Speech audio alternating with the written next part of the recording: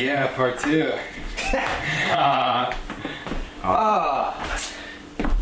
Alright, well, I think we're recording already, so we're good to go. Sweet. Yeah, I mean, generally, Yeah. because I know you're saying, like, what do you see, like, with the, what do you want to, you know? I haven't listened to the first one in so long. Wait, what are we talking about now? Talking about what we'll talk about, or like, you know. Oh, yeah. I haven't listened to the first one in so long, I don't even really remember, but I feel like it was just, like, us talking and, like, pretty normal about it. Yeah, because let's see, I can pull up the date at least so we know as far as timeline. Yeah. Because what year do you think that was? 2022? Or was that 23? I don't even know if it was 2 years ago, but it might have been. It might have been 2022, dude. Yeah. It was hot out. Yeah, it was. It's hot But you out. should have been paying for album Let's go. July 6th, 2022. 2022, wow, okay. So we're like Coming on almost 2 years. two full years. Coming on 2 years. And Wow, that's crazy. I'm trying to think of what was new. I was starting to work at the sneaker store. I think that was it. I think Yeah. that was like where you were at, I was basically. either starting to work there or I just started working there. And yeah. So yeah, like, I don't know. I think these opportunities are like cool to have someone like you that like has a platform and talks to local artists. Really, like, I sit at home a lot of the time and I'm like, yo, a lot of my favorite artists, I wish they talked more. Mm-hmm. Like, you know, I wish I knew these people. And that was like kind of things what we've been trying to do with like even JA. I was like, yo, it was like, bro, I was like, just be around. Yeah. I was like, you not even necessarily have to talk or really, but I was like, just be around more because I was like, because that's the thing is people are I feel like get stuck now on that like internet personality. Oh yeah. And I'm like, like how do you act in person? The mystique. Yeah. Like, how do you act? But how do you act around people? And we're privileged to be in the scene where like we know these guys, so we know who they are. Yeah. So a lot of the time, I'm like, damn, you know, like I wish other people knew, or like, you know, or like. But so just we can shoot the shit about that and like fucking. I didn't realize you had a Witherspoons on. Yeah, very cash. This is one of the few shoes I like actually like wanted when they came out. Mine are like properly faded. That's how it's supposed to though, right? Yeah, dude. It's supposed to have the twill, the Sean. Yeah. I could use a fresh pair, really. Dude, sure. Yeah, the ones he did with Adidas though were clean. Yeah, I have an Adidas pair. I have 2 Adidas Sean Witherspoons.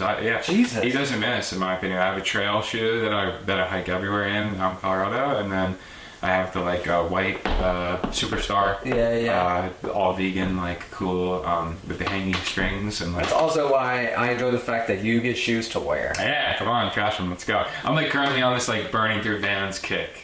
Brody J definitely started me on that. Okay. And, like, he's always had like a cool red pair of Vans, and like a year and a half ago, I saw him and I was like, dude, I really like your shoes. Like it was just like stuck out to me. Yeah. And I really think it was because it actually wasn't that long ago. It was probably like 10 months ago because it was right when I was gonna leave for Colorado. Uh-huh. And I think I just realized like, oh, this is something in one of my brothers that like has always been a mainstay that like is really cool. I'm with him that night. We're like rehearsing for a show, and I'm like, dude, I really like your shoes.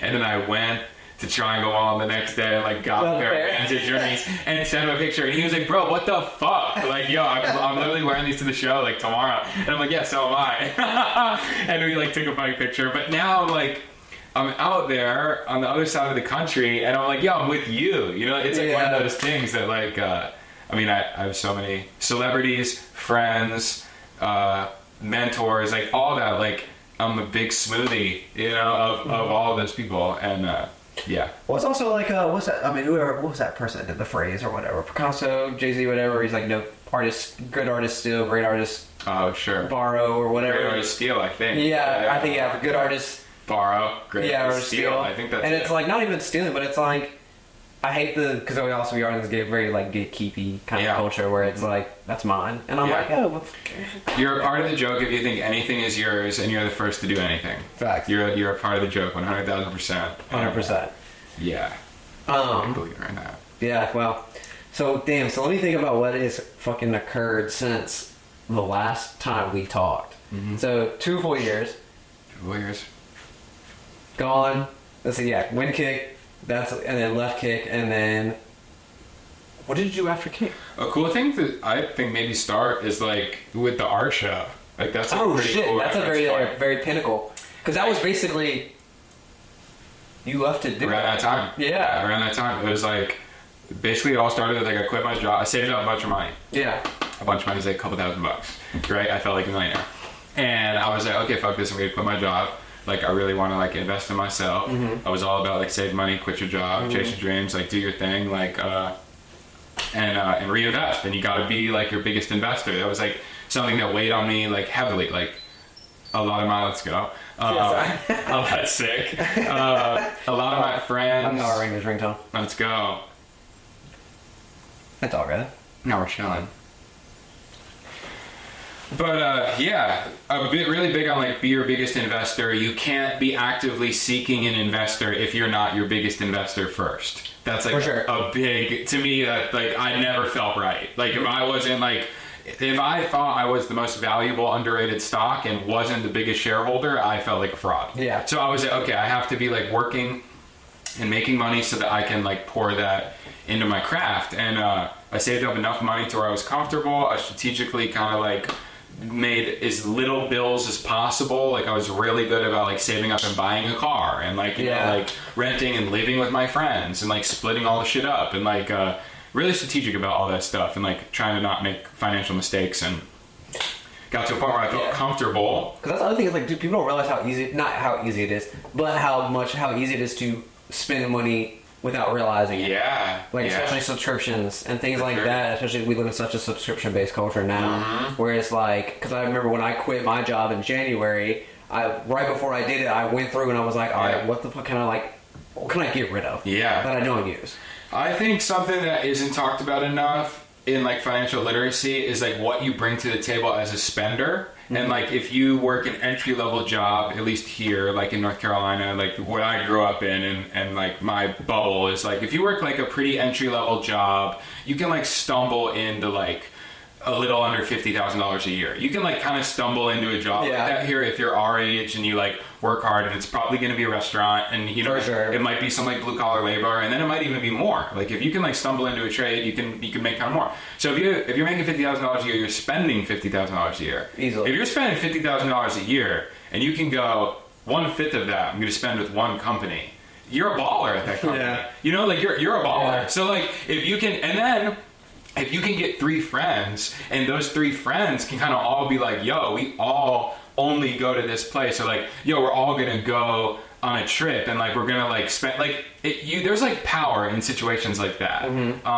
That's how you can like get credit cards, and that's how you can like, you know, like earn status and like and really like rise up. I don't think that's talked about enough. Obviously it's hard to just save money. Everyone's like save money like blanketly, but it's like actually realize what you're spending your money on, and like, you know, spend it accordingly. Go to the bank and like, you know, like, right, like you can kind of leverage stuff and get loans, and like it's a random tangent, but but I mean, but that's also very much a thing that goes back to financial literacy. Is like no one teaches financial literacy. Even college to an extent, where you go into a finance major where it's like they're not teaching you financial literacy necessarily. They're teaching you how to do finance, like how to do the back end of the finance. The opposite side, not the one on like who's actually trying to save money, but you're the other one trying to help the other person save money. But exactly. I think a lot of people get trapped with bills. I think it's real. I really don't like telling other people what to do, in the sense of I hate watching a video back and me acting like I know anything about someone else's situation. And a lot of the time I'm just like, yo, just do this. But I'm like, dude, because it also goes back to just save money. I'm like yelling at my old self. When I'm saying something like that, you should do this, I'm like yelling at my old self. And you might relate to like, if it relates to where I was or where I'm going to be, or somewhere in the middle. Like, so, you know, but basically, I think people get trapped with bills all the time. I was like definitely afraid of that. That was a definite fear, was like, being swallowed by bills and not being able to move. So my whole life I was like, in the very beginning, like really, really resistant to credit, and was all like, no, I spend my own money. Now I never spend my own money. I only spend, you know, the bank's money and then pay the bank back. And then, you know, like that really is the way, if I could talk about myself, I would say that right now. But, that kind of goes into like, I saved up an amount of money where I felt confident in being like, oh wait, this job doesn't rule me right now. And a lot of the time, I think in the beginning I dealt with like, yo, I have to be at this job, or like I can't take off for this show because if I do, then I won't make money from this job. So now I have to do this stupid thing where I'm at this like stupid restaurant instead of like rehearsing with the band because I'm trapped, you know. But like if I had a couple $1,000 in the bank, I'd be like, yo, fuck this, you know. Like you have you got that. Yeah. Just like not even safety net. You just have the nice little cushion. Like a little bit of a bankroll. You need like a little bit of a bankroll. Like, and it's very important to save that up. If I could talk about myself, I would say do that like as quick as you can. And so, yeah, I did that at the end of 2022. Actually, was when I did that. Like saved up some money and quit my job, and then I started 2023, and I was like, okay, I have no job. And I was like, okay, so now it's like, and kind of like, you know, where you're at, like what you were saying. You were like, yo, like, you know, in like similar spot, and like, okay, how do I want to spend my days? And like, okay, what am I going to chase, like, with lots of intention? You know, like, what am I doing? And I got really inspired by art. I've always been a fan of art my whole life. I've made clothes my whole life, you know, like, since I can remember. And like, I've done the DJing thing for a long time now. And always been interested in stuff like that, but I never drew, and I never painted. And I never did any of that. When I grew up, my sister did that. It was like my sister painted and had a whole arts and crafts section. And I always thought it was cool. And like, but I was always just, I never liked my shit. I never liked it. I always had like a distinct way of writing. I hold my pencil like an idiot to hold it like with all my fingers like this. Have you ever seen me write? That's how you write? Yeah, I'm gonna write crazy. I write but with all my fingers. I don't do this thing, you know? Like, like that. Yeah. And they tried to teach me that in school. I never got it. I hold my pencil crazy and it makes me write weird. And so my whole life in school, they were like, you have bad handwriting. That's my whole life. And I was like, I don't know shit. I don't know shit. I also write how I talk. And I do that so unapologetically. But like if you wrote an Owen story, or if you read an Owen story, it might sound crazy, but if I read it, I would read it and pause at the right spots and emphasize the right spots and like Dude, it's funny you say that. I was when I was reading Dave Grohl's biography or whatever, or I think it's either biography or autobiography, whatever it is. He had a definite hand in it, but it's such an easy read because it's written like he talked. Wow, nice. So if like, you know how someone talks, then you're reading in their voice, and it's a whole thing. Yeah, and so like the cuss words are in there. Like he doesn't break those up. There's pauses. There's breaks. I believe you can, and I'm like, that's how someone lives forever, bro. Like you can actually read it in like a. But obviously, it is good that in school they teach you how to write like unbiasedly and normal. But also, you got to learn the rules before you can bend them and break them. Yeah, exactly. And I don't know, I got quick at bending. But like, but yeah. So, anyways, that was like my take on art. I was like, yo, I don't know, I can't draw things. It was like I can't look at I could not look at you, and in my mind I was like, I see you, and if I drew you, I would go, well, that doesn't look like him. And the translation's not there. Yeah, I think I had an epiphany. And I know I had an epiphany where I was like, yo, with art, and that includes music, that includes songs, that includes like paintings, that includes every medium. I thoroughly believe we could look at the best art in the world and a group of people could convince you that it sucks and that it's excellent. And if all of a sudden everyone went, you know what? The Mona Lisa is actually shit. Tons of people would come out and go, you know what, bro? I thought the same shit, but everyone liked it. Everyone, you know, there's like, it's very much that funnel effect. Yeah, you know, and I'm like, how much of art is like wanting? There's like a cool, I might mess it up. But there's like a cool like, I think the only like unbiased art is like realism. Right, because you're comparing it to the real thing, and it's very clear. Yeah, there's no back and forth. How close can you get, you know, to like the real thing? Right, like I can look at a human eye, and then look at a tattoo of an eye, and go, wow, you can see the reflection, you know, all the things. I'm not in it for the realism shit. I started liking the abstract stuff, and I started writing for whatever reason. I had a string of birthdays in a row. One was like Brian Costello. One might have been Victor. I think. Oh, a string of birthdays. I had a friend with a string of birthdays in a row. It was like, Brian Costello, Asher Gannon, and I think Victor. And it was like, I wrote them long cards. And every one of them was like, I really like your handwriting. I got 3 compliments in a row. And maybe the last one was Victor, or maybe I told Victor, and he was like, you got to keep writing. And I was like, what? Like, I do like it, and I am unapologetic. I've never tried to correct my handwriting. But I was like, everyone always told me this shit sucks. I just got a few compliments in a row and never stopped writing. And, like, kept writing, and, like, figuring out what I wanted to say, and then being like, yo, I think I want to, like, put on an art show. I think I want to make really cool art. I started becoming really good friends with Jamie Mears, and I was getting put in these rooms, these crazy restaurants in New York City, or like these like crazy museums, or like, you know, just like being around town and seeing art on the wall and going, I could make something cooler than that. I could make something cooler than that. Why is that cool? Like, but it's also, I feel like everyone has that thought, but it's also, what do you do with it? Well, I would love to crack this, because I could not have more of a gripe with the people that are like, I could do that. I could do that. People are dumb. I don't like them, because you're not doing it. You're not doing it. And anyone can say that about anything in the world, unless you don't believe in yourself. For sure. You know, there's the great video of Kanye going, I believe in myself. I believe I can do anything. And he's like, anything? And Kanye's like, anything. And then he's like, well, why'd you pause? And he's like, well, I was thinking, you know, like, what about being in the NBA? But then I was like, if I stopped everything right now, I could be in the NBA. And he's like, you could not be in the NBA. And he's like, yeah, I could. And I'm like, yeah, bro, like, you gotta think like that. So yeah, when people walk around and they go, oh, what a very nice chair, I could make that chair. Yeah, well, you're not making it, and here it is right now, and it's $60, bro. So like, fuck off and buy it, or do your weird thing and make it. But like, anyways, tangent. That's what we're here for. Yeah, that's exactly what we're here for. But like, let's see, where were we? The art world. Talking about the art world, talking about writing. Getting those rooms with museums and seeing all this. Oh, I'm getting in all those rooms. I'm seeing this art that goes for money that you can't even comprehend in your head. And you go, why is it all worth $60 million? Or it might even be worth more than that. I lose track after. Exactly. After a million, I can't even like I can't even be like, what is that even? I don't know. How many Ferraris does that buy? Like, it starts like, I don't understand. But, yeah, and I was like, okay, I want to like take an actual crack at this. I think I have an eye for it. I got really inspired by, there was like a Cause museum show, and he did everything in these like shadow box frames. And all of these things were like shadow box frames, and I was like, wow, I think the frame is like really important. Like, I was like, I quickly was like, okay, I want to sell art that's like ready to hang. Like, I was like, I want it to be ready. Like, I don't want like to give that on the consumer. Like, I want to know kinda what it's gonna look like in their house. I don't want to like sell unframed art. I really kind of hate how art just looks on stretcher. I think it looks kind of naked. So I was kind of like either just the canvas, unframed, unstretched, on nothing, or like framed and ready to go and everything.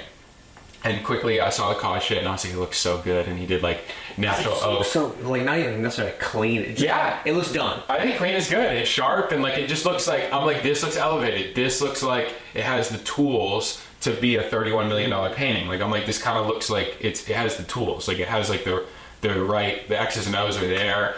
So I was like, okay, well, let's see how I do this. I went to some like frame shop in Raleigh, and they were like, 6 feet by 3 feet. Yeah, that's gonna be like $4,000. Oh yeah. And I was like, wow. And they were like, yeah. And so I was like, okay, fuck that. So I went to I was at Victor at the farm at the time, bought a bunch of oak. I was like, I'm going to figure this shit out. Had to sand it all down. It was all absolute hell. But I stretched every frame by myself. I bought a giant roll at Jerry's Artorama. And this is a funny blooper, but I was at Jerry's Artorama trying to buy a roll of canvas, and there was an unopened box in the back, and on it had a label on it. And it was like 72 inches by 48 inch like roll of canvas, and or 36, I don't know, whatever like makes like a pretty proper rectangle. And they were like, I think I was getting, they were like 12-foot rolls, so I was getting like, and I was making them as tall as me, so I was making them 5'11". All the canvas, I don't know if I ever said that, but all the canvases are the exact height of me. Really? Yeah, which is pretty funny. So I was making them all like right around 6 foot. Not 5'11". Not 6 foot though, but one day. I did not know that. Yeah, so every single one of those canvases was 5 feet 11. Are the same height as me. That's crazy. Yeah, it was called like lay down on it and then like cut it. Yeah.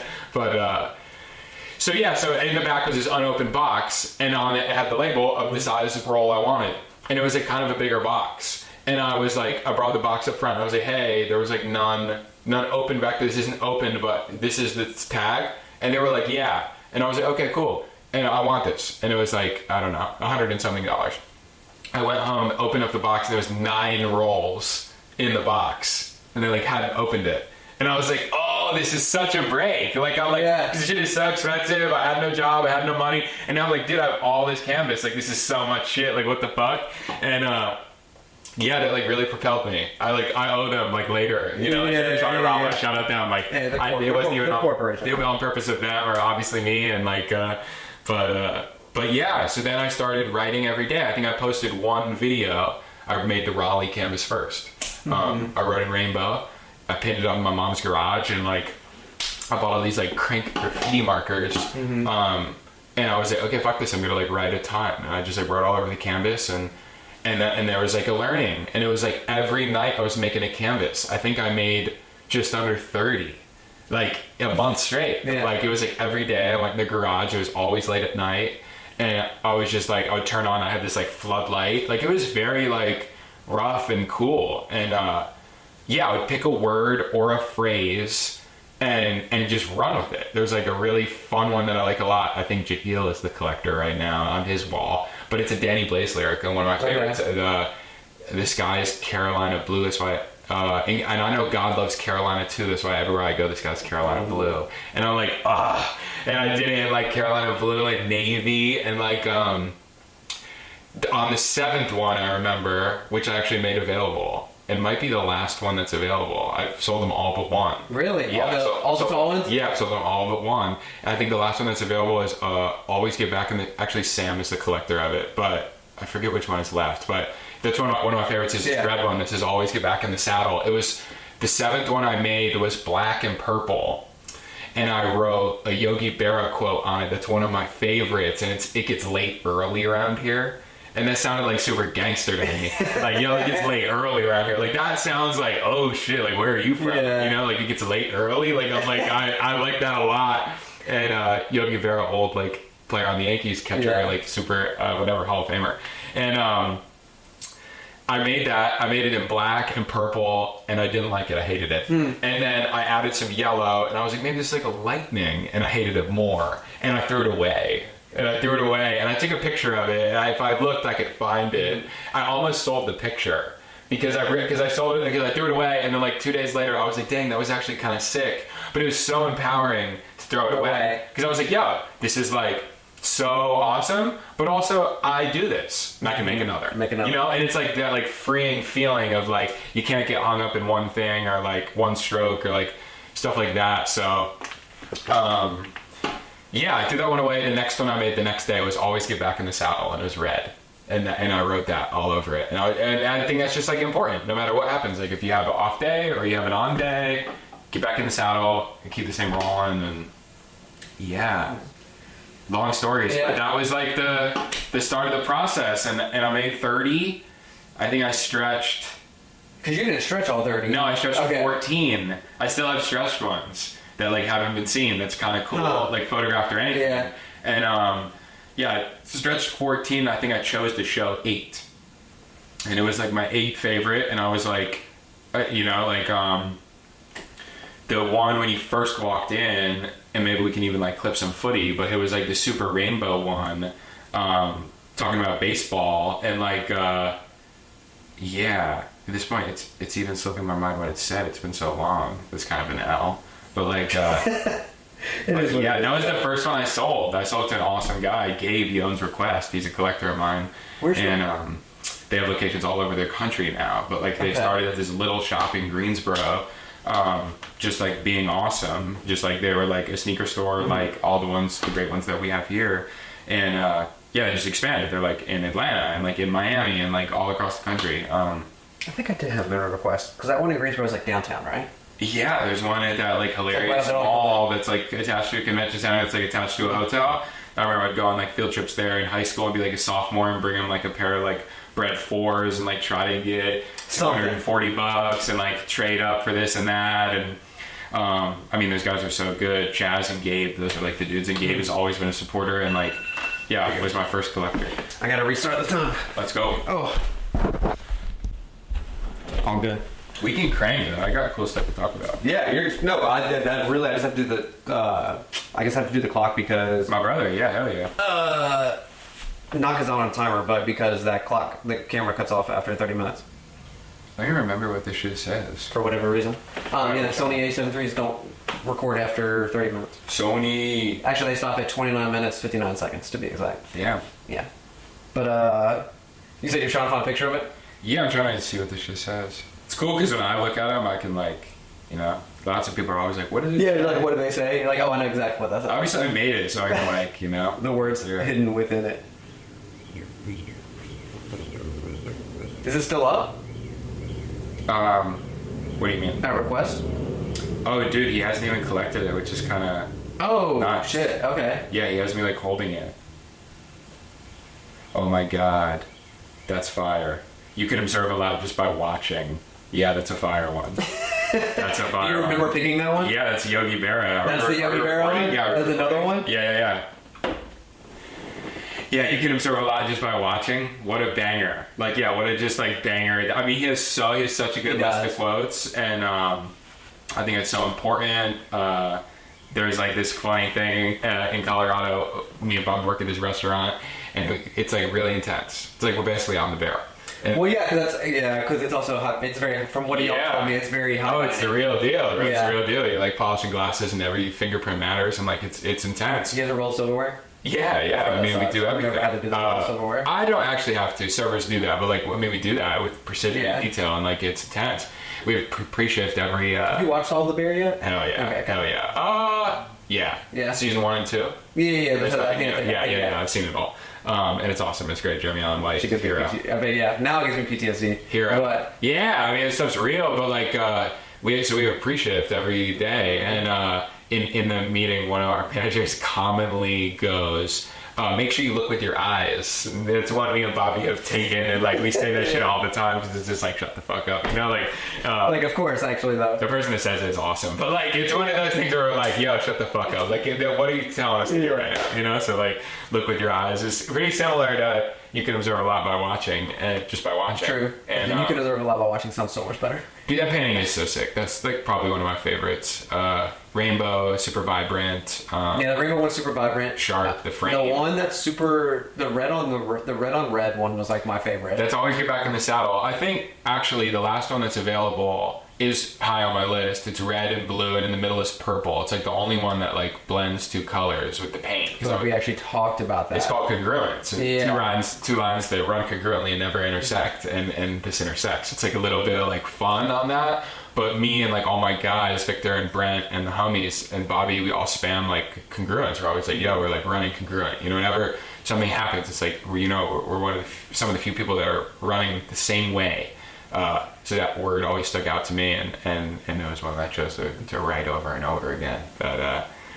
But yeah, so I'm like, okay, at this point, I've done this shit for 30 days. I've like stretched these. I've figured out how to make frames. All the frames are a little different and wonky and abstract. And like, I'm really having to lean into that because I'm not a fucking woodworker, you know, but like I can figure some shit out. It's not a machine doing this. Fuck no, it's not a machine. Me sweating and then wiping the sweat off because it's dirty and gross. And like, so fucking, I get to the point where I'm like, wow, I have the art. And, Jamie Mears again comes in like super clutch and is like, I'm like, yo, I need to like find a space to do this, like, and I have really good conversations with Victor, who comes in clutch super too, and I'm like, hey, you have like an empty warehouse, hey, can I throw it here? And he's like, and I'm like, I want to have food, I want to have drinks, I want to have dancers, I want to have a marching band, like I want to have a DJ, like I'm like, I want all these things, and he's like, you know, you gotta have a bathroom, and I'm like, fuck a bathroom. And they're like, you know, adults. But they're like, you're right. They're like, you need a bathroom. And I'm like, motherfuckers, okay, we'll get a porta potty. Porta potties suck. Yeah, you know, it's not fun. It. Yeah, it's not fun. So I'm just like, all right, whatever, motherfuckers. I will say, surprisingly enough, Dreamvilles were not bad. No, they were good. It's so funny. I don't know why that. They were like good. The two times I've only gone to Dreamville 2 different years. Yeah. And both times it has stuck out to me that they are actually like decent. Jamar told me that. Jamar, Bobby's best friend, was like, yo, the Dreamville bathrooms are good. Me and Bobby got to sneak into like the artist only lounge, and we went into like a trailer bathroom that had granite walls. I'm like, what the fuck is this? And I had a really good bathroom experience at Dreamville. Shout out. Yeah, 3-6. But I'm trying to find a space.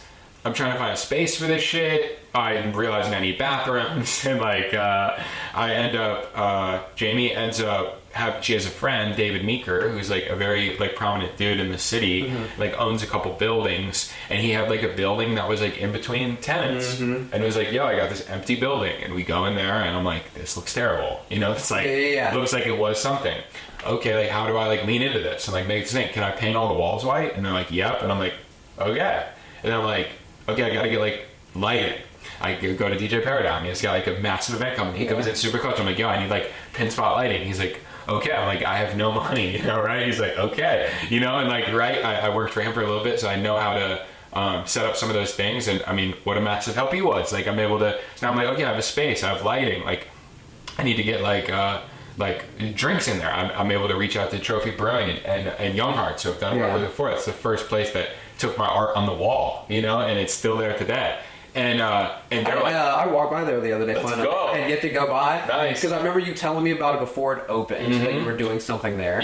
Forever ago, and I had just never seen it because it's right next to the seafood. Yeah, St. Rock, Sunny. I used to clean out his basement for cash. Like, these guys are like, they played massive roles, and all those restaurants are delish, and like, you should go. But so I'm like, okay, shit, now I got liquor. And he's like, where I'm learning about like tax stamps and shit. And I'm just like, okay, fuck that. I'm just gonna like run this like house party and like, you do all this shit like illegal and like just like have fun. And I'm shooting promo, and I got Nance shooting promo for me. What an awesome, that's like another alley. Like, everyone is just like coming in super clutch. We're really rallying. There's this awesome local like non-profit marching band, Helping Hands marching band. Victor helps plug me with them. He's like, yo, you can get like a marching band. Like everything starts like lining up. I work with Cirque du Val. It's like the dancers, the awesome woman. I was like dancing around in the hoop, and I'm like, holy shit! I've like organized this thing here. I was in the space every day, painting all the walls white, which is way harder than you think. The walls are black, bro. We painted literally one of the rooms of the House of Arts. We had to do was like a heavy, dark, like hot pink, and took 2 full days. Yeah. This is a room like smaller than it's hard, bro. It's like, it's genuinely hard. Layers. Like, you hate yourself. You start driving yourself crazy. Like, it's like all the things, like, I was able to like rally some homies to come in there, like Jill and Noah and Bobby, and like we're all just like painting the wall and like blaring. At that point, Jackman had dropped. That was a big score for the album. I like that album. I like it too. That was a big score for the album. If it is Jackman the one that's like kind of personal, as the song Denver on it. Yeah. So it's like even the ones before that. Too. Yeah. But also like, dude, I remember I just kind of went back to that one. Yeah. Like within the last 2-3 months or something like that, randomly. But I played it and I was like, dude, low key, I was like, this is like Jackman is awesome. The one where he's like talking about his friends back home, and he's like, Kevin? Oh no, which Kevin? That Kevin. Gang. That song, yeah, dude, gang. All that shit is so good, and we were blaring the hell out of that. Yeah. That was a bad rap, man. He gets a bad rap for whatever reason. Jack? Yeah. No. Bro, I know a lot of people who are just like... Hot takes. I got the hot takes. Jack is the future. Oh, Jack and Lil Yachty. Humbly agree. Jack and Lil Yachty are our mainstays. Yeah, I have big faith. I've listened to Jack since the Loose album, which was like 18. Yeah.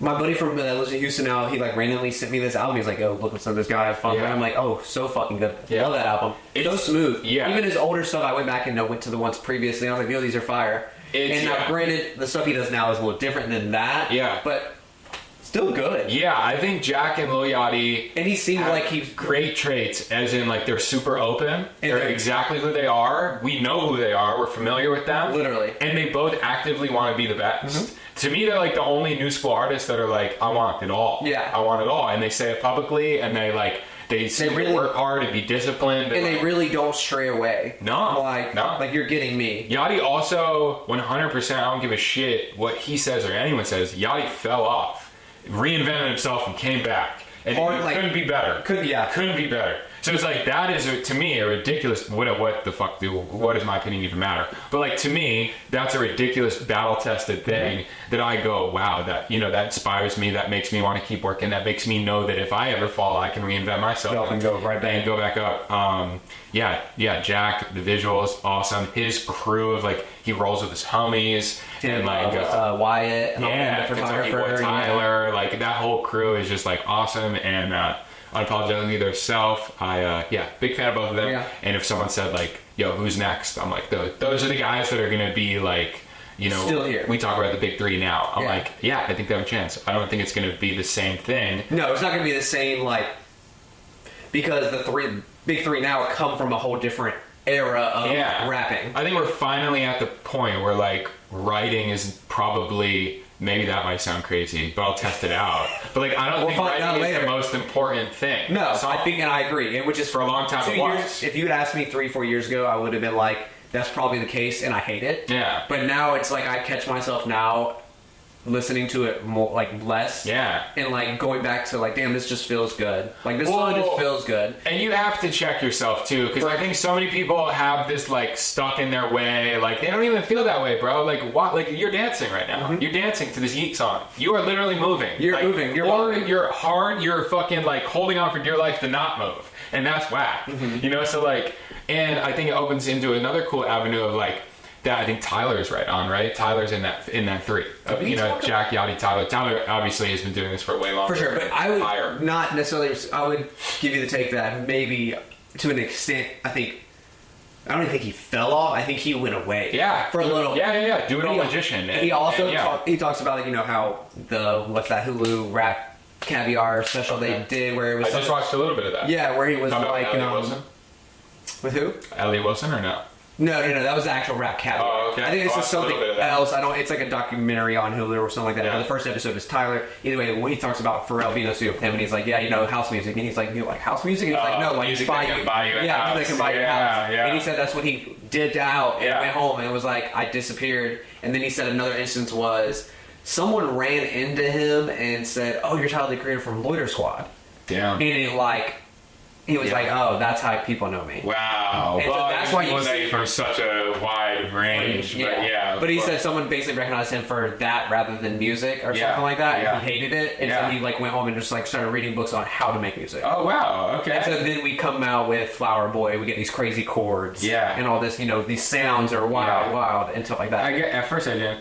At first I was like, damn, I wonder what he's saying with that. Because I would think it'd be cool to run someone that even knows right now to know what Loiter Squad is. I'm like, you're cool. Well, I don't think it was. I think this is like pre-Flower Boy. So this is like 2018. And people probably thought or tried to like box him in. Like, oh, you're that funny dude from the stupid show. Yeah. That would piss me off too. Exactly. Of course, especially if you're Tyler the Creator. I was saying like I think. And it's hard to like throw this bone out because you have to know. But like, I think Tyler can get this now. Pharrell obviously can get this. Like the minds can get it where like, I think it's honestly more impressive if your song can be so good and not have crazy writing. Like, well, whoa, how are you communicating with me? Because it's not their words. It's not through words. And I think this song is so good. Like, how are you doing that? Yeah. There's like this new language here. Yeah. I think Tyler is fluent in it. Obviously Pharrell. Timba, like the guys, the sounds that we love, Dilla, you know, like the people that we, you know. At the time, I was listening to something, the Rick Rubin podcast that he does, Tetragrammaton, crazy name. Either way, but that guy on there, something about he's a runner, so they, you know, new shoes or whatever. But he talks about how he was trying to make these new shoes for running, supposed to help you do this, and everyone was like, yeah, it sounds great, but like, we have customers who already buy what we make. We're not going to buy that. But he said it goes to the same thing where you get new people or new thing where it is not going to. No one wants to do it because it's new. Yeah. But then what happens is that becomes the new. Yeah. Probably one of my favorite Kanye quotes is one time he was making the Yeezys. They're they might not be the Wave Runner. They're whatever it is with the split tongue, and it was like he wanted to like remove. He wanted to get rid of the tongue or get rid of laces. I forget which one it was. And he was like, I feel like Steve Jobs trying to get rid of the home button. And I was like, fuck. Fuck. Like, I was like, dude, like, yo, like, it sucks. But then it's like, dude, with every iPhone update, we go, wow, it's better. Wow, but we did not need that button. No. And every time, we did not need that port. We did not need that. You know, like Lightning was. I don't know. I'm still salty about the whole iPhone, the headphones and the charger port not being the same. Because headphones are such a mainstay. Yeah. And that jack is so... believe me, I run into this problem all the time. I currently don't have headphones. I haven't had headphones for 2 months. Yeah. And I go to the airport and I try to buy like a shitty pair of headphones and they're not Lightning. And I'm like, this is dumb. And now we're in the like between Lightning and USB-C. But like once everything's USB-C, I do actually believe it's better. And we do just got USB-C itself is faster. It is the one. It is faster. It is the one. And you motherfuckers should have let us in on it sooner. Yes. But like... yeah, right now we're in that like ripping off the Band-Aid stage. Yeah, very much so. And but I will say, the AirPods situation. Yeah, love them.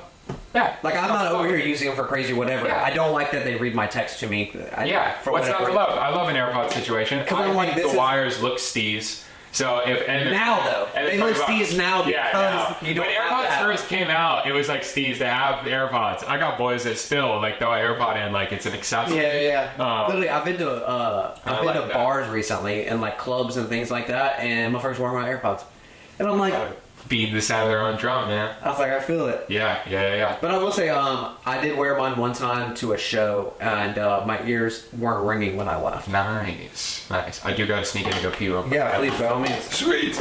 TV time out. Yeah. And then don't use the handle to click. Frame.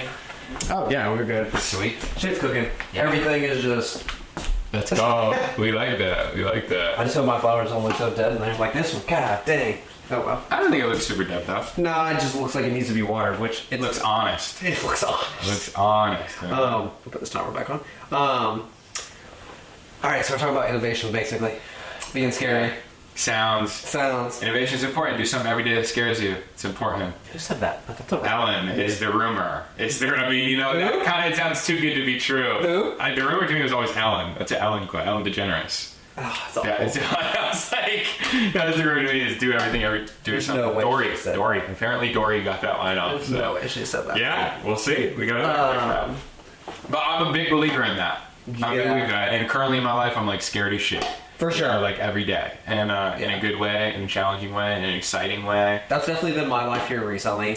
I feel like with the whole, making that jump in January, the first 2 months were not easy per se, but it was consistent. Yeah. Especially because that's what made me take the jump, is because I got to, talking about how you need money to do this, and then now you're at a point where I can't do the stuff I want to do because I have to go do this job. Come on. And it got to a point where literally I did not have availability to do anything else because I was working. Yeah. All the dates that I did have free were filled with stuff I wanted to do. Yeah. So now I was like, all right, and then a bunch of other stuff happened behind the scenes, whatever.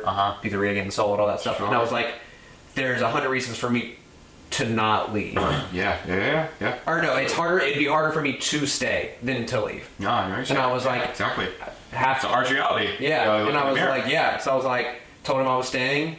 Literally, I remember waking up the next day, and I've been like I shouldn't say that. I've been trying to be more consistent with writing in my journal in the mornings, and I wrote in the journal in the morning, and I remember all of a sudden was like, need to look for a new job, and then followed up with that, nah, fuck that. Fuck that. Literally, you gotta frame that. You gotta rip that out. Dude, I remember I was fucking writing, and I was like, I need to find a new job, and then like as I finished that sentence, I was like, nah. Yeah. I was like, nah. Yeah. I need to quit. No, And then, I love literally walked in the next day after telling him the previous day, like, I'll stay on. Yeah. And then I was like, nah, I'm leaving. No, I slept. And then left. It was like a Thursday. Wrote that Friday morning, and then Sunday was my last day. Dang. In and out. I was like, yeah. Okay. That's what we gotta do. We got big dreams. For sure. But yeah, first 2 months were scary. First 2 months were fairly easy because I was so busy, and then now I get to the point now where it's like things slow down. Yeah. So you have to kind of maintain those, or like you said, like challenge yourself to those other avenues. Yeah. Even if it's something, not even necessarily anything crazy different, but it's like you have to put yourself out on the ledge. And as much as I love paying and getting paid in love and energy, I got bills that cost green dollars, man. And this motherfucking shit is hard. And like, every day. Come on, So like, I'm no stranger to any of that stuff. And but a very firm believer in like, if you are chasing something and if you are your biggest investor and you are like putting money into yourself, you have to like claw and tooth and nail and find a way out. And to me, the way to do that is to save up an amount of money. You have to save up. It's not hard. I did it. Like, you can do it. Like, you just have to set aside. If you can run up $5,000, which you can. If you can run up $10,000, which you can, you're on a different level. Literally, like You're not necessarily playing back against the you're wall. looking down on this thing instead of looking up. And looking up is intimidating. And when you're looking up, like, it's easy to like get caught in like a rut and kind of get like emotional about the shit and be like, damn, like life sucks right now, or like this and that. And it's like, you have to be like, okay. To me, the easiest way I found it was like, okay, I'm cutting out everything, I'm eating shit, I'm only saving money.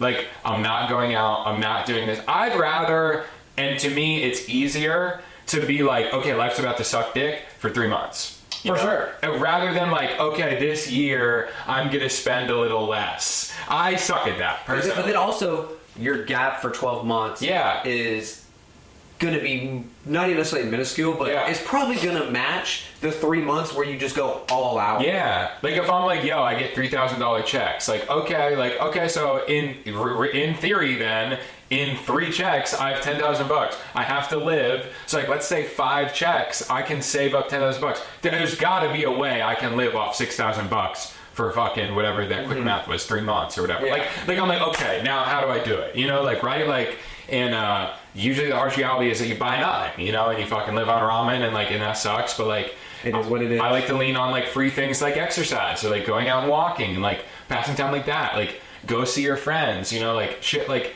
yeah, I think that's very important to someone that has a dream and is chasing it and is faced with the reality of like, I need green dollars to pay my bills. Yeah. Save up and free yourself. And the cutback is real sometimes. Yeah, and it's real, bro. There's been times, I mean, like, even when I did first to the jump, I made the joke with my mom, like, oh yeah, fucking, you know, ramen or whatever. Here we go. Oh, she was like, what? And I was like, yeah, like, I had ramen. Come on, but brother. also, like, even when I was making good checks, like, I'm still... Yeah, exactly. Ramen. Yeah, for sure. It's good when it's done right. Sure. And she's like, did not enjoy that. I said that, and she was like trying to send me all this food and stuff. And and it's like, dude, like, come on. I was like, Mom, I'm good. I'm good. I was it's just like self-imposed struggle. Yes. That is very important. Yes. Self-imposed struggle is like very important. Like, if you like, that's kind of the like doing shit you don't want to do. Mm-hmm. I don't love how that sounds, because I think you do want to do it. Like, when people say like, oh, you got to do shit you don't want to do it. Like, I'm like, dude, I want to be a good guy. I wake up every day and choose to be a good guy. Choose to be the person. You know, like, it does it. Like, do I wanna? Am I laying in bed with my girl and someone wants a cup of water and I'm like, oh, I just can't wait to go into the kitchen and get that? What the fuck? Yeah. Who wants to get that? We don't want to get that. But I'm like, yo, I want to be a good dude, so I'm gonna go get that. So I don't like the idea of like, I'm doing shit I don't want to do. You want to do that, bro. You want to be a good dude. Yeah. Like, you know. And there's always levels to all this shit. Yeah, you know, there's super levels to all that shit. But like, but yeah, I'm a firm believer, and I wake up every day and I do exactly what I want. I'm ridiculously like defensive, probably in a bad way about that. I'm like, you don't? Like, I'm almost like, what? Like, are you stuck? Can I help you out? Like, yeah, I've had the extreme privilege of living a free life. In the place that I am, being the person that I am. Like, I got born into a lot of just luck, you know? But I'm also very intentional in like, yeah, I choose what I do every single day, and I can fuck all this shit off if I want, and I can also get anything that I want. It's like, it's far left and far right, and I think it's important to be like, you know, have a grip on that. For sure, and it goes back to having the mindset. Not even necessarily the mindset, because I try to stray away from using the word mindset. Okay. Because I don't think it's a bad thing to have a mindset, but it's also going back to, I feel like people think a mindset is something you can like switch on and off. Sure.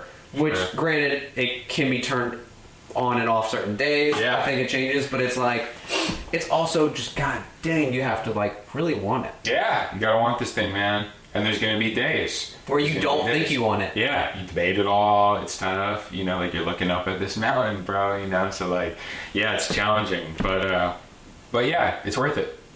There's little wins. There's little wins. You enjoy them all the time. You know, little wins, deep valleys, high mountaintops, up and down constantly. And a light at the end of the tunnel that never goes out. You have to believe in that thing.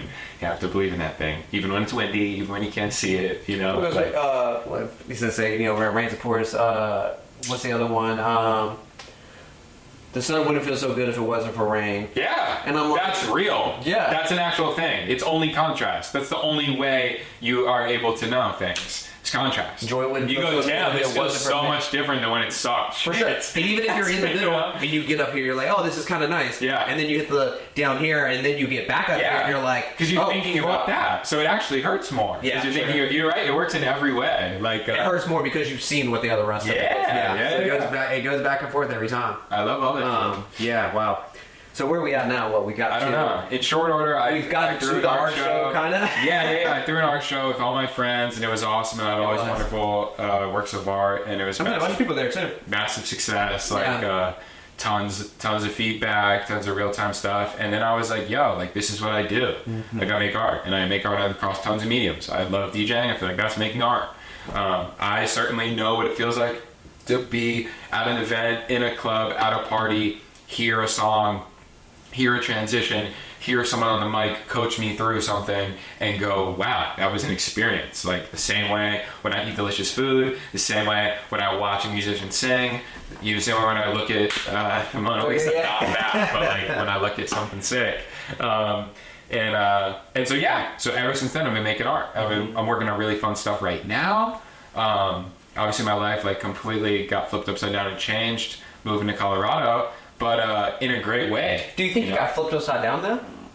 I think it got highlighted. Okay. I think who I am and what I'm doing got highlighted.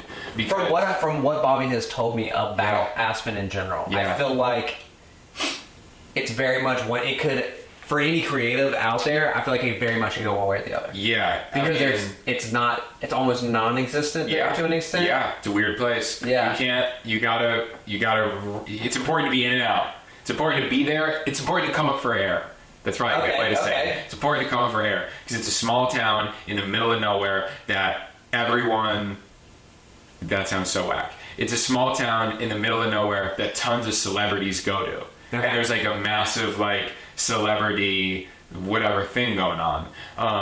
Because it's some of the best skiing in the world, and like and when you're out there you don't really have to worry about things. Like it's just like it's interesting, but I will definitely say this has been probably the most impactful thing in my life so far, which I'm privileged to be able to say. For sure. Has been that. But this is 100,000% changed my life.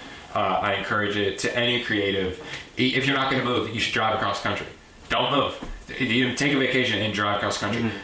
Know what it feels like to drive through Kansas. That is like a spiritual journey. Specifically Kansas? Specifically Kansas. That was my favorite place to drive through. Favorite place. There's absolutely nothing. From what I drove through. From what I drove through. There's absolutely drove through. It was like 40 basically, right? Yeah, it was 896 miles straight. Like you can literally fall asleep. You can fall asleep. You're not gonna hit anything. You can go off the road. You're not gonna hit anything. You know, it's kind of nuts. Then you'll randomly see an RV park in the middle of nowhere, and I remember being like, "Damn, I wonder what like the people that do there. Like, what do you do? You know what is their life like? Yeah. Like you'll randomly go through like Turbine Farm for like 100 miles. All you can see is turbines. You don't even feel like you're in the real world. Like fucking dystopian. Dude, it didn't feel like, I was like, there's no way this is America. Then you make it to this tiny ass little ski town and you're like, what? You know, it's very crazy, but very awesome. And something I encourage to any creative. Where I was in Raleigh, a great place that I love, but I'll speak to it and refer to it like everyone's hometown, because everyone has a hometown they can relate to. In the sense of like, to me, I got to a point where it was very easy to go out and people would come up to me. I was like someone that people knew, I was someone that like did a thing, and it was like, I didn't really have to be the most outgoing. I think naturally I'm pretty outgoing. Yeah. Like it got to a place where it was kind of like, I don't know, I think I got a little whack. Like I got a little like of a chip on my shoulder of like kind of like, you know, you don't have to be so outgoing. Like you just kind of conversations start and I didn't like that feeling. Okay. I didn't like that. Okay, so rewind, explain that again. You got this feeling a chip on the shoulder from what? I think if you're coming from your hometown and you're in your hometown and you start to get a little bit of success, you kind of naturally get to this plateau of like, oh, people around here know me. This is cool feeling. You know, like, and you just kind of live in that, like, I don't know. The overarching idea was like, we literally went out to Colorado. We had no job. We had a place to stay. We knew nobody. We literally didn't have a soul that we knew. There's no there's barely mutuals, you know, barely. If there was like one mutual friend, there might have been one or two. And it was like, hey, you know my friend. But it was like, we're living in the cabin in the middle of the woods, and me and Bobby, I remember vividly coming home from like the grocery store and being like, that grocery store clerk was the first person besides us that we talked to in 48 hours. We've literally not talked to a human being. You know, like it's like, that was like intense. I'd never done something like that in my life. I had no friends. And it was like very clear and obvious right in front of you. If you want to have friends, you better start being yourself, bro. You better start talking. You better start being outgoing, smiling at people, like, you know, holding the door, and like start, like you gotta insert yourself here. Yeah. Like there's no other way. You're restarting. You have to insert yourself. You have no friends. I felt like I was like 5 years old in kindergarten, like, hey, do you want to be my friend? Like, it was like a lot of that vibe. It's also funny, I see it all the time where people are like, making friends as an adult is always odd. Yeah. Because it's like, it really is. It's funny. It's funny, bro. And it's like out here, I think too, people can get caught up in like, I don't even think out here. I think artists deal with this.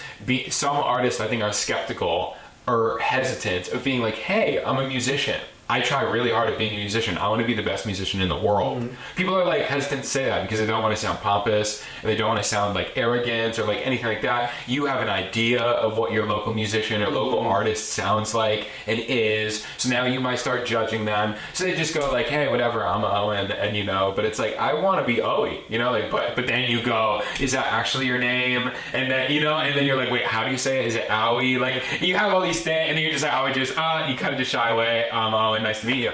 And it's like, you go to a place you've never been before, there's a bunch of people that actually don't know you. Mm-hmm. You're inventing yourself right now. Right now. This is a brand new person, bro. Mm-hmm. They have no clue who you are. You have no mutuals. Out here, it was like if me and Bobby were at the club, which we don't go to. So let's like choose the real one. Let's like use the real one. It's like me and Bobby are at 5-star Chinese food. That sounds better. And there's a cute girl that comes in and I don't know her and I go, wow, that's a pretty girl. And Bobby doesn't know her. That's literally probably a 0% chance that me and Bobby have no clue who this is. Yeah. Let's say it's a 1% chance and it hits. We're like, damn, well, where did she go to high school? Enlo? Well, what year did she graduate? Now we have 10 The friends. narrow down is much different. Now we know exactly who you are, and we know you had a long-term boyfriend. We know everything. Stupid shit that doesn't matter, right? And then like if a dude comes in, it's really cool, and we go, damn, dude's got a cool style. What the fuck? Where's he from? Oh, damn, he went to Garner. Oh, we don't really know too many people from Garner. Damn, that's cool. Like you can do that out there. You can't. Yeah, because you don't even know. It's so refreshing. Yeah. It's so refreshing. You are exactly who you say you are. It is up to you to be confident enough in yourself to say like, yo, what's up? I'm Owie. Everyone would call me that. If I said I'm Zach, if I said, anyone, like that's my name. Yeah. And the what do you do thing, like out here, it's like everyone knows, like, maybe I wear a lot of hats and I do a couple things, like, and right, and like, I DJ, I make art, I do all that shit. Over there, it's like they're like, what do you do? They have no clue, no reference point, no nothing. I have to understand what I want to convey, like, and obviously I tell the truth, I'm just open and it's easy, but like it's also like, dang, how do I talk about this? Like, how do I share this with someone? How much do I share? Like, because it's back, like you said, back here, it's like your story is almost kind of already written. Yeah, sure. Even now, whether or not you've had a hand in what they're and what they know, exactly. But yeah, like out here, like you already kind of have your story written to an extent, so you don't really get to change it much. Yeah, going out there, try to change it. People are like, "What the fuck are you doing? What are you doing?" They want to put all these things on you. Yeah. They want to like put all these boxes over you. Like, no, stay right here. Stay right here, dude. You're not that. You're this. Remember, you told me you were that. Yeah. Like as if you get fucking one chance to say what the hell you are. But like. Yeah. So, anyways, I stretched so many muscles I didn't even know I had, and that was a great feeling. And I encourage it to any artist to go somewhere, even if it's 45 minutes. Like when I was working in Apex, it was like I was literally somewhere. Bro, it's a whole different world. Yeah, bro, they had no clue who I was. They had no reference point. We didn't go to the same restaurants. It's 45 minutes away. I encourage you to go 45 minutes out of your hometown and like. Find a cool restaurant and like make friends with the people that work there, or like go to the gym out there. Like don't dread the commute to work if you work 30 minutes away. Like find out what's in that town 30 minutes away, and like beat that level. That's how I feel about Aspen.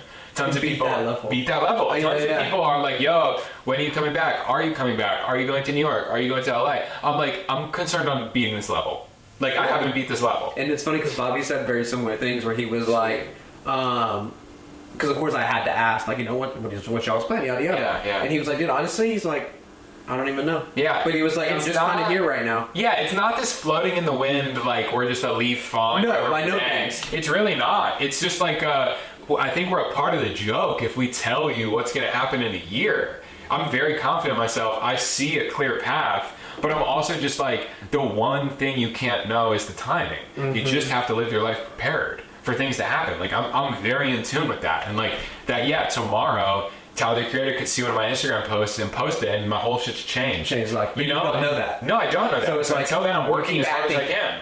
Damn, who was the one archery? Someone was talking about that. Dude, I want to say it was G-Eazy. Nice. This crazy name because I haven't heard that. But it was something talking about what you said. Like you have to live every day like you're prepared. You have to. Where he was like, or whoever it was. was basically saying, they were like, what if you blow up tomorrow? I'd be like, what if I do? What if I blow up in 10 days? Yeah. They were like, if I stop today, Yeah. who knows if tomorrow would have been the day I blew up? Yeah, you got to prepare for the best possible outcome. I'm like a big believer in that. It's like just knowing it's gonna happen. Oh yeah, I'm confident. You can never know when. That's like the thing that I believe is like up to God or the universe or like whatever you plug into that. It's up to something, greater than us. And yeah, it's a shame if you're not prepared. I've seen tons of people get the fastball right down the middle that they wanted, and just be like, oh, but I just never thought it'd come. I didn't have my bat. And it's like, what? That's the pitch. There's a cool like Jeter quote of like, every time I went up to bat, that was what I framed up for. In baseball, you're setting yourself up for like, you're framing up in some way. Like, what am I expecting this pitcher to tell me? He was like, I always expected a fastball right down the middle. And then I adjusted when I realized his tells. But some people will be like, oh, this pitcher's got a nasty curveball. I'm setting up low. I know he's throwing me some shit outside the zone. I'm gonna be ready for that curveball. But then they throw me the fastball. Motherfucker, that's what you wanted. And now you're all out of light, so I like that, and I live by that. That's smart as fuck. Yeah, set up for exactly what you want. Set up for what you want, when you don't get it. But don't fucking try to reverse it and like set up for their game. Fuck their game, just beat them, like over and over. But like, don't set up for their thing. So, yeah, some sick shit. But Colorado's awesome. I'm having a ton of fun. I have a large network of friends, and I love it out there, bro. It's awesome. Snowboarding often. Had never done that. Now I got like such a cool network. I date a girl that's way better than me, and it's awesome. It's like the coolest thing. Like, and it makes me excited. Like I said, I'm like having a hard time putting down the control. That's like this is 100% a video game, and it's also 100% real life, and everything's a stake, and it's a cool town in the sense of like it's like New York and LA, where like or in Miami, where like you never know who's gonna come in, and like you really could get the opportunity. In my like earlier like end of high school, I feel like even that one's even Aspen's a little different than those two, because it's like it's not. I feel like majority of the people, big huge people that come through there necessarily, quote unquote, whatever. They're not there long. No, if you're there on vacation and nobody's from Aspen, that's like another weird thing. So like in the best way, it feels like summer camp. Because everyone that you're meeting, isn't from there. And they risked something to get there. They left their family. Then me and Bobby are a minority me and Bobby are a minority being American at the job that we work at. It's like 80%, I'm very confident saying. If anything, it's higher.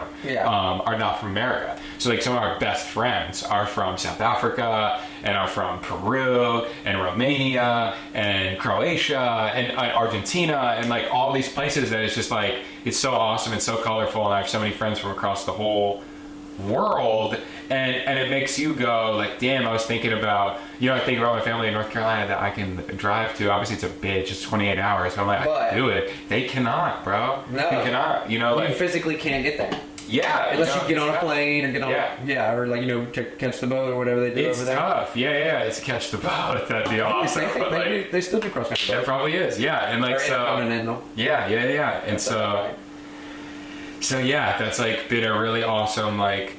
Not silver lining, but like kicker. I was like, I didn't know that was gonna happen. I wouldn't have out there. I wouldn't have been like, oh, I'm gonna be friends with all these like diverse, multicultural, or even have the opportunity to be. I was like, it's gonna be some like rich assholes, like, and they're there too, but they're visiting, and that's the cool thing. Is like you get in with the local crowd, and like those are the people, bro. Everyone has an edge. Everyone's like a little rough, and you're good people. Yeah. It's fun, dude. I like it. When me and Bobby. We just went to LA, which was awesome. I just DJ'd a show for Mez. Dude, so sick. I saw you in your mohair. Let's go. Sure, I was like, Kurt vibe. But I saw a house. Mez had like an album release party, and it was awesome. Flat was there and things like that. Yeah. The dogs were out there, man. The dogs. And how was LA? LA was sick. We drove out there, which was sick. You've already been to LA before, right? Yeah, I went to LA 5 years ago. Okay. With all my best guys, man. It was like 15 of us, and the entire band. We were out there with Cloud. We were out there with everybody, and it was so much fun. I got to see like the Hollywood High stair set, and like I got to see all like the skate spots I grew up on. And dude, I walked past the Hollywood High stair set. I didn't even realize I was walking past it. Dude. And then I was like, I did a double take. And, the girl I was with dating at the time, she was like, "What?" And I was like, I'm pretty sure that's like the Hollywood staircase. I watched way too many. Yeah, I think we went out to like the Carlsbad Gap. Like we went out to like some shit. We like saw some like actual spots, and dude, it was awesome. And so yeah, to go back 12 hours. I got family in upstate New York, so when I grew up, it was like I would always go up there for the summer, and it was 12-hour ride. So I was like, oh, I'm used to a 12-hour ride. I know what that feels like. And me and Bobby just like thugged it, drove all the way out there, had a great time, got to like eat good food and run around Malibu, and it was awesome. Bobby lived there for a long time, so he knows all the ropes and shit. And then from there, we went to Utah, met up with all of it was Moab. Aspen friends, and went camping in Moab. And man, it's just an otherworldly place. I can't encourage enough anyone to go to. Like, national parks are so underrated. Me and Bobby basically never went camping. I know you said stuff about snowboarding and shit earlier. I never went snowboarding. Like, you don't have to be like, you just go, man. You just go and figure it out, and you get good. And that's like, you don't have to get good. Yeah, you don't have to get good. Also that too. But like, if you want to, we can go there. So I've been on like an awesome kind of tear. I'm going to Puerto Rico. That's why Bob was saying you're going. Yeah. Okay. Yeah, so you're going to Puerto Rico. Are you going family? I'm going to Puerto Rico in a week with my girlfriend, which is going to be awesome. Word. Yeah, Jill. She's so sick, badass, super good skier. Yeah. And no skis out there, but just like a G. It like pushes me and encourages me, and it's fun. And yeah, so I'm excited. I'm like, I don't know what's coming next, and I think that's good. Like, I think you for sure you need to have a vision on what you want. And then you need to be like, there's some higher powers here at play. I'm going to work hard every day and show up and swing the bat. And that's all I can do, right? That's how you have, like, because you have to fulfill yourself. You can't be like, so I'm like, I'm fulfilled in trying. Nance has a really cool quote in that where he's like, chasing the dream is a dream in itself. That's an awesome line.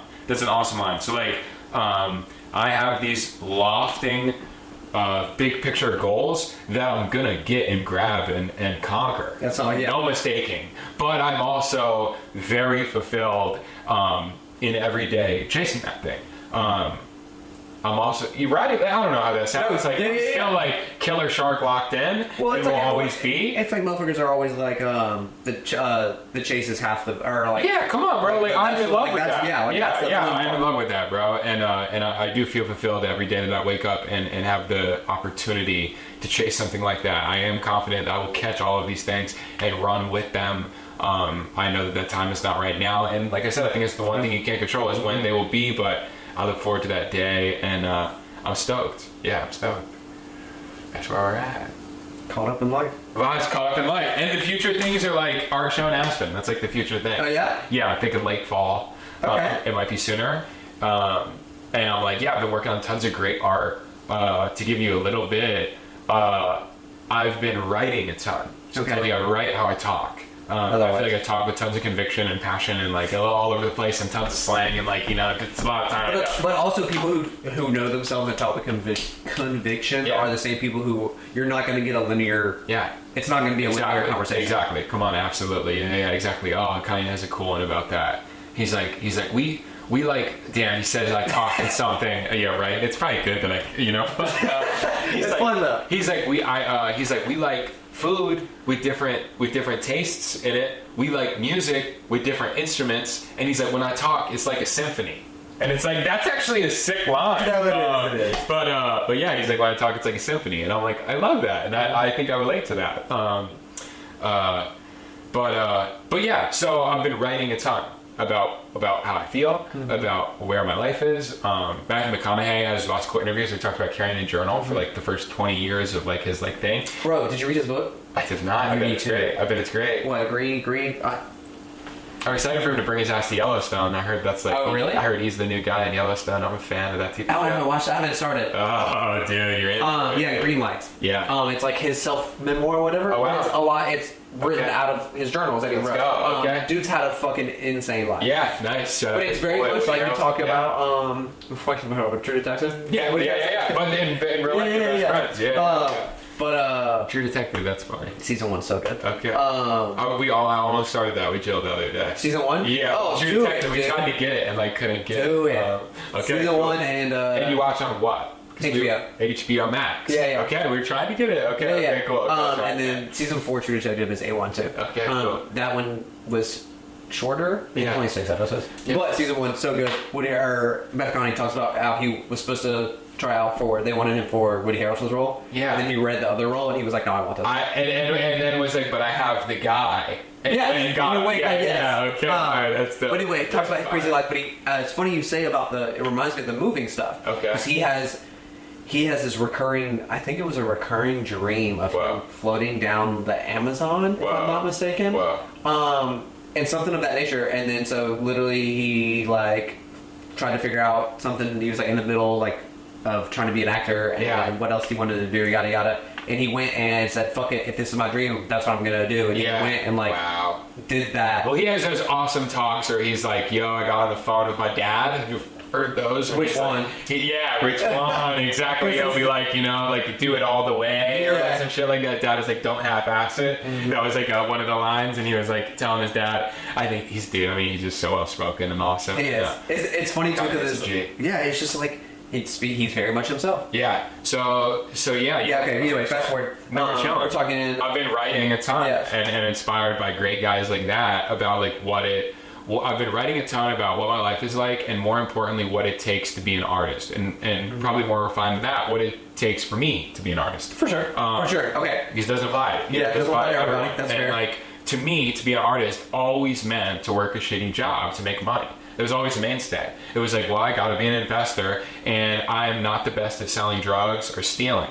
So I'm like, okay, I'm gonna work a job. Yeah. And I love the people that do that too. This was just my avenue.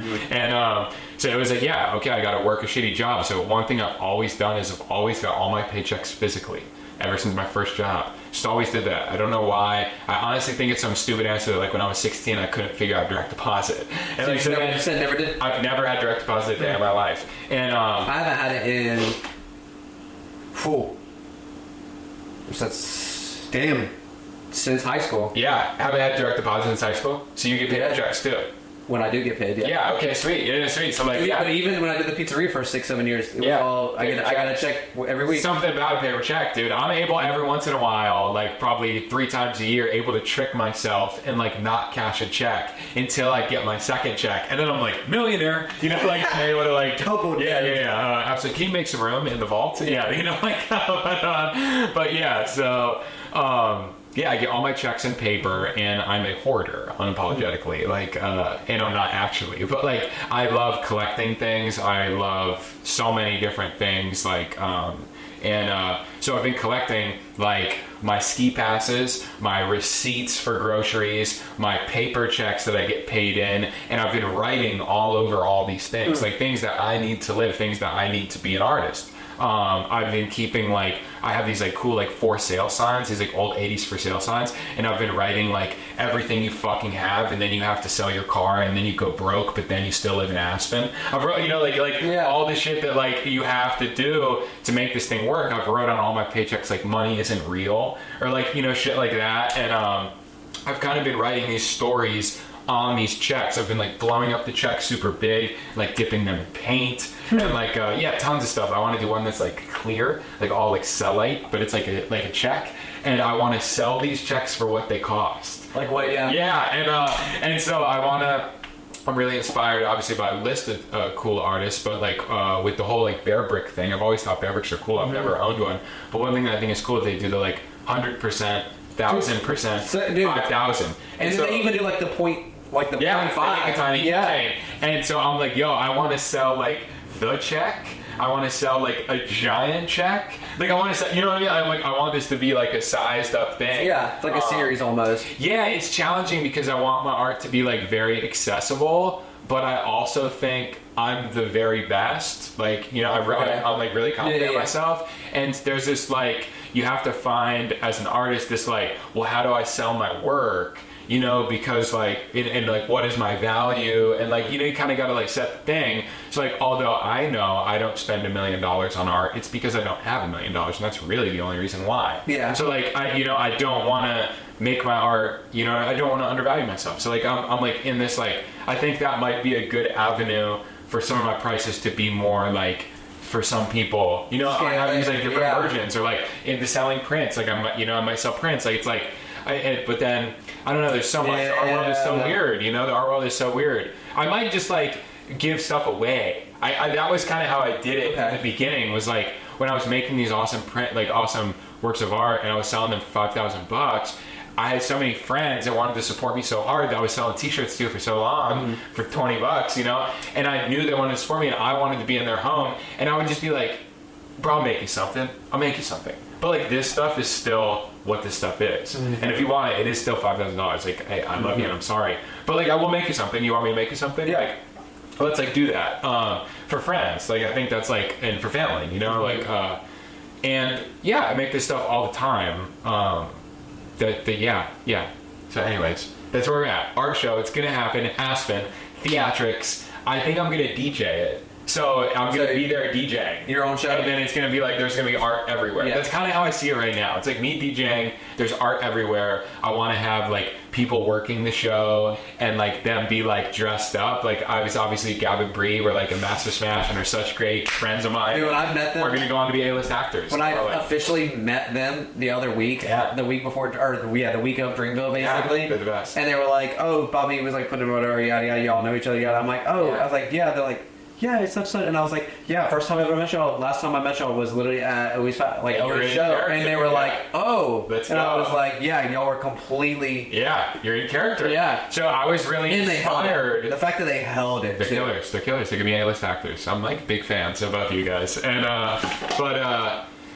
yeah. So I was really inspired when I first went to Disney. And seeing that all of the employees are constantly in character. Even I was inspired by Disney, I mean, to no end. But like the fact that everyone is in character constantly really impressed me. It really like heightened my experience. It made me feel like I was somewhere that didn't exist. I remember when I first got there, the first thing I tested was like I read something on Reddit that like every 25 paces is a trash can, because Walt Disney thought after 25 paces you're gonna throw shit on the ground or look for where you can like set your water bottle and leave it. And I went there and I remember I'm taking 25 steps in every direction and I'm like, fuck, he's right. You know, there is really? Yeah, there's one everywhere. Everywhere. Yeah, I tested 25? Yeah, it's real. So like those like little like nooks. But it also goes back to the, you know, the not convenience necessarily, but like the design. I'm so impressed by stuff like that. Either like utility or like usability. Those are kind of like the same thing, but like utility always impresses me. Like and anything that can make your life better.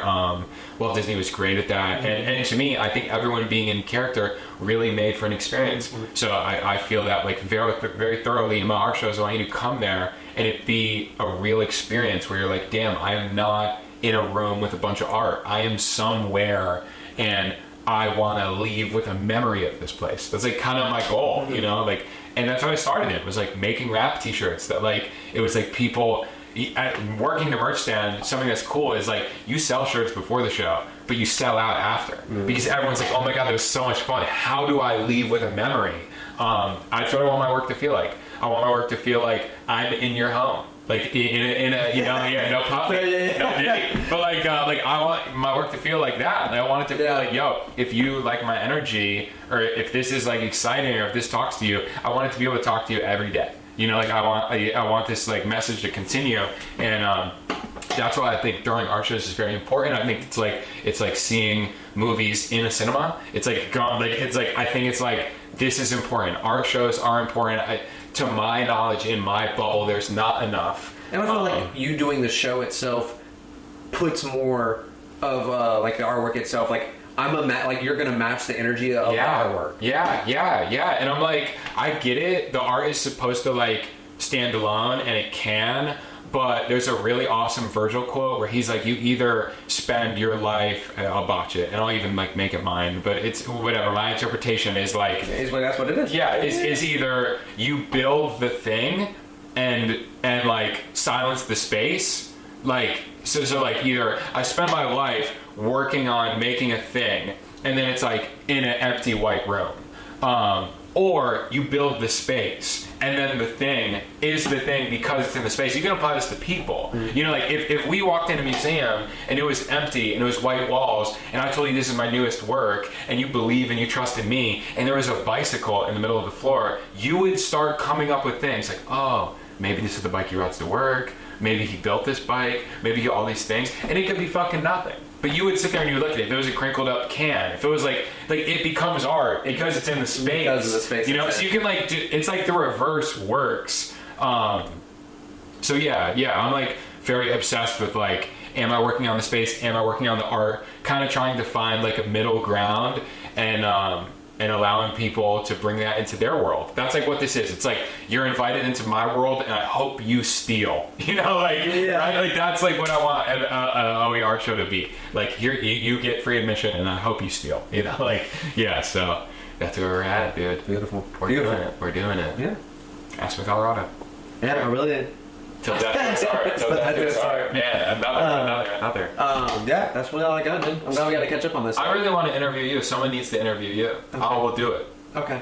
Not saying I really want to interview you, but I'm saying I really want to watch your interview. And if it takes me interviewing you, to do it, I'll ask you great questions, and like this would be an awesome thing. But like I feel that way about all the creatives in the city. I'd love to watch a HBK interview. I'd love to watch a Wani interview, a Chubbs interview. Like I'm like everyone should do an interview. Like at minimum every 6 months. You should do an interview twice a year. You should do a podcast. Well, because especially right now where everyone is at. You got to do it. Bro, you are changed. Your 6 months now is not the 6 months it was last year. Come on. You're now not the same. Yeah, it's not even 2 years from now. Yeah, like we talked about, like, the last video we did was next month will be 2 weeks. Sure. Will be 2 years since the first one we did. Yeah, exactly. Nothing is the same. It's such a pro for like any artist, like, and that's why I said like you should do it. It's like I'm like, dude, you're gonna have something you can like reflect on. Like people are gonna be able to get to know you more. Like it's like can ask you questions, and then like think of, even if you're like an artist, like I kind of encourage you to like if you're like, oh, I don't really know, and maybe you don't like love interviews or podcasts, you probably don't love them because the questions suck. Exactly. Or like you don't just get, I ramble, you know, so it's easy. But like if you don't ramble and you think the questions suck, write your own questions. I love that. Interview yourself. I love that. You know, like just like right, like talk about the shit you want to talk about. Which is partially why I did mine the way I do mine, where it's like, yo, I'm going to give you a deep dive, and half the time, a lot of the conversations I have, I'm not having the conversation. Sure. It's just kind of guiding itself. Yeah, because the notes I do get usually, which of course with you I don't need notes. Let's go. But this also is a catch-up time. Yeah. But I don't. The notes are just talking points. Yeah. So like, if we hit a snag, I'm like, oh, yeah, all right, and then we go to this, and then it's. What do you think about J. Cole's apology? Yeah, no, exactly. What do you think about J. Cole's apology? That's funny. I think I relate to J. Cole way more now. I watch him say that, and I go, wow, that's relatable. I'm standing in the crowd, and I go, wow. The fact that we were standing in the crowd, I go, wow. It happen. Yeah, exactly. Yeah. I go, wow. I have felt that way before. I have misstepped before. I have been pressured into a situation and done something I didn't want to do. Mm-hmm. I relate to you. Mm-hmm. That is cool. To me, it's very challenging to get up there and say something like that. Mm-hmm. Now, this is also a feeling. I love this shit, right? He loves it. Does he though? Yeah, I think he loves the idea of war and of all this like rap beef shit, right? Yeah, of course. I think he loves the idea of that. I think he is above the trees, looking down and seeing things that we can't see. And he's like, yo, this isn't a thing. This isn't what you think it is. I know you're bought into this pipe dream, but trust me, I'm up here, and the shit's probably all calculated, right? Like, it's probably true. And that is the sad thing, that even if it isn't, we have to look with, now we look at it like that now, because, like, we've seen shit get calculated already. Like, I'm in a world, we were in Moab, and I was like, Bobby, what if he responded? What if Kendrick responded? Because y'all are out there, what, y'all are 3 days? 50 hours. You're out there 50 hours and no service. Like, dude, what if he responded? And Bobby's like, he responded. And, you know, we don't know, right? We're like, you know, talking about that. And I was telling him, I'm like, dude, I think I'm actually getting, like, very comfortable in a world where Kendrick doesn't respond. And I think Kendrick, you might be able to say Kendrick won. Like, it's weird because it's all Drake got tons of bars off. Big Drake fan, love him. Dropping me 50 right now, Kendrick for sure. I also think that Drake, I do not believe Drake can do 50 push-ups.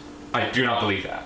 Okay. That straight Drake can do 50 push-ups. 50 push-ups is very hard, and I'm not bought into that. Okay. There's a chance he can, and I think it's an awesome Kendrick if he comes in like, yo, can you do 50? Because I think Kendrick can. Kendrick's small, he is. And if you can crank 50, like, you're the real deal. But anywho, I am coming to grips with a world where Kendrick doesn't respond, and let's look at the facts. Kendrick comes out on a song and says, fuck everybody. You all suck.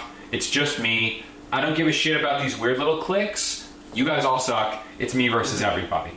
Drake drops multiple disses, is talking tons of shit on social media. Ross disses Drake. The whole world goes against Drake.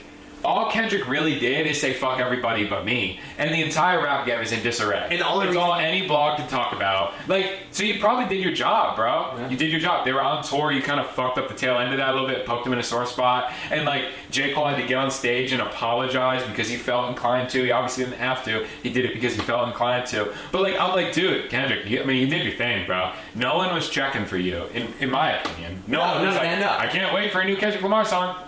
I love Kendrick Lamar's album. I do think, in terms, I love the Joe Budden, the ish take, or whatever it was. What was it? Saying, and I think we talked about this a little bit. Oh, yes. Yeah. They're the big three, but it's all separate. Yeah. That Kendrick is the best artist. Drake's biggest. In that category of three, yes. I do think Kendrick is the superior artist. J. Cole is the superior lyricist, writer, I think that was rapper. Yeah, I do think he's the superior rapper, and that Drake is the superior superstar. Yeah. I love that take. I believe with it wholeheartedly. I do think Kanye is the best artist to ever live, but in any medium, across every medium. He's also one of the few artists that I think tends to flesh out multiple mediums. Come on, you pretty much the only, bro. Tyler is making. Yeah, you're right. Like, Tyler, it's a short list, bro. It's a short list. I'm not trying to discredit anybody. No, from the bubble. Yeah, exactly. P, awesome. But like, so that's kind of my take. I'm starting to accept the world where Kendrick doesn't respond. J. Cole, I relate with you way more, and I think you're like an awesome guy, and I love your rap still. I do think it was weird that this tough because this last year for every J. Cole fan, it was kind of like, damn, J. Cole is talking his shit now. Because he was hot. To me, you can't. I wish you would have realized sooner that if you're going to rap and all of a sudden, for the first time in your career, say, I am the hottest rapper in the motherfucking world, and you better not even think about testing me because I can go toe-to-toe with whoever. If you're going to rap in that tone like you're Ghostface, and then you're not going to want to rap beef, I think that's like, what were we doing this whole time? Yeah. So I listened to Crocodile Tears and tons of records that J. Cole has listened to lately that I love and know every word to, but the lyrics 100% feel differently now. Knowing that you don't actually want to go to war. And I know it's about war, I know it's all theatrics, but I'm like, dude, I want the theatrics. If you're going to rap like that, let's rap like that. And I'm kind of dumb, but like, dude, I love Kendrick as a villain. I think that's so cool. And I love Cole and I love Drake. I think all his bars are. I think what people underestimate about Drake is how funny he is. Oh, he did. And Drake's hilarious. And I love the size 7 shit. He's a walking meme. Yeah, I love the size 7. I love him calling Kendrick a little ass midget. I love it all. I love Rick Ross saying, you own a Chevy, white boy. You probably don't. I love that. Who knows? BBL Drizzy. I love all that shit. So everyone's getting their hits in, and this is fun to see. Keep putting the rap game in disarray. Kendrick Lamar. I like that. I think that's an end on. Sweet. Yeah. Banged it on him. Believe it. Fuck them. Yeah, I was editing the videos. You could hear. I think I yelled. You, yeah. I know. I love that. We need that in it.